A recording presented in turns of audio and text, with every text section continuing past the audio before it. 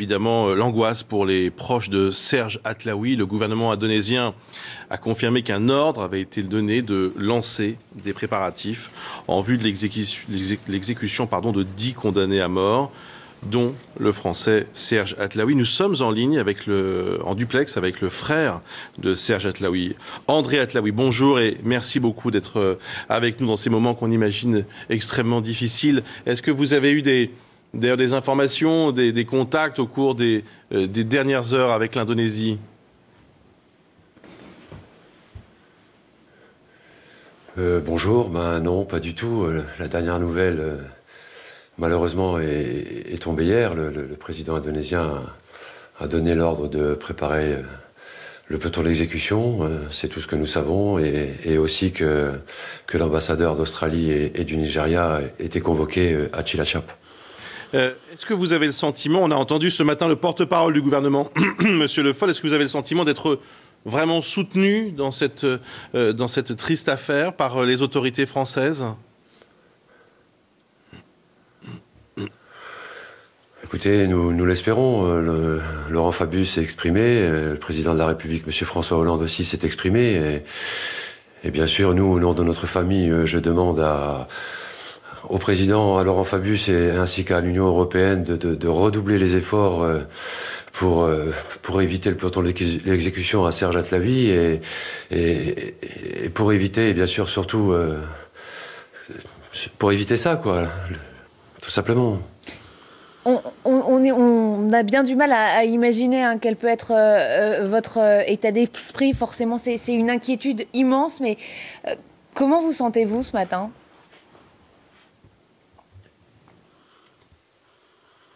Je ne vous cache pas qu'on se sent complètement démunis, dans le désarroi le plus complet, avec une énorme inquiétude de ne pas savoir ce qui va se passer dans les prochains jours, de savoir aussi si l'État français va être convoqué pour une réunion à Cilacap ou sur l'île de Nusa Kambangan, là où Serge et tous les condamnés à mort sont incarcérés. Nous sommes sur le qui-vive, mais nous redoublons nos espoirs et je dirais que malgré l'appel du président indonésien de préparer le peloton d'exécution, nous redoublons d'espoir et nous sommes plus combatifs que jamais et déterminés à continuer notre combat pour venir en aide à Serge Atlaoui, un citoyen français, citoyen européen. Je ne pense pas qu'on peut laisser faire une chose pareille. La voix de la France doit s'élever, la voix de l'Europe doit s'élever contre cette exécution. Il est très important aujourd'hui de rappeler que les droits fondamentaux à la vie humaine d'un Français.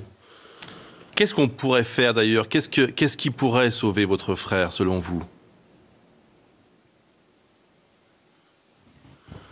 Comme je viens de le dire, il faut mettre tout en œuvre, aussi bien l'Europe que la France doit mettre absolument tout en œuvre pour éviter l'exécution d'un citoyen français.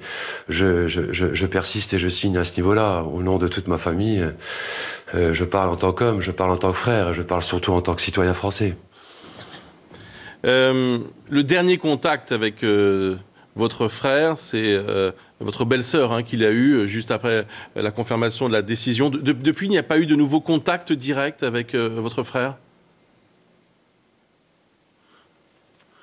Si, j'ai été en contact hier avec mon frère hier matin, mais on a parlé justement, il était quand même assez effondré, mais combatif. On a parlé justement du rejet de sa demande de révision de procès par la Cour suprême qui a été, il faut bien le rappeler, expéditif en moins de 5 jours. Tout son procès s'est fait en un mois, alors que le patron de cette usine, le patron de cette affaire, son dossier est devant la Cour suprême depuis plus de 18 mois maintenant. Tous les témoins à décharge en sa faveur a été accepté. Et pour Serge, on bâcle tout. Il faut bien comprendre que Serge n'a pas eu le droit à la justice, que la Cour suprême a bafoué ses droits. Et il est important que Serge puisse avoir une révision de son procès et qu'il puisse se justifier et surtout prouver de son innocence. C'est important. Serge n'est pas un baron de la drogue. Serge n'est pas un trafiquant de drogue. Serge est un artisan soudeur. C'est qui est parti là-bas pour installer des machines tout en étant naïf. Il a reconnu ses erreurs auprès de l'État indonésien. Et il faut absolument que Serge ait le droit à un procès équitable. Il faut laver l'honneur de Serge. Il est très important. Il s'agit d'un Français et je ne pense pas qu'il faut laisser faire. Dans quel état d'esprit était-il lorsque vous l'avez eu au téléphone? Consterné, mais hier matin, quand je l'ai eu au téléphone, il n'était pas encore au courant que le président de la République indonésienne avait donné l'ordre de préparer le peloton d'exécution. Moi, je lui avais annoncé la nouvelle juste après son épouse Sabine, comme quoi la Cour suprême avait rejeté sa demande de révision au procès. Et je vous cache pas que j'ai hâte de la voir pour savoir dans quel état d'esprit il est aujourd'hui suite à l'ordre donné pour préparer le peloton d'exécution. Je vous laisse imaginer dans quel état d'esprit est Serge aujourd'hui. Mais je le pense, lui comme nous, nous sommes plus combatifs que jamais pour éviter ça. Merci beaucoup André Atlaoui. On partage votre émotion et évidemment... J'aimerais, si vous le voulez bien, s'il vous plaît. Oui. S'il vous plaît. Allez-y. J'aimerais passer un petit message important. L'association Ensemble contre la peine de mort a pris une initiative importante pour faire un rassemblement à Paris et à Metz. À Paris, ça se trouvera à 15h, place Edmond Michelet, à proximité du parvis de Beaubourg. Ils ont fait un rassemblement pour se mobiliser pour Serge. Et à Metz, il aura lieu à 17h30, place d'Armes.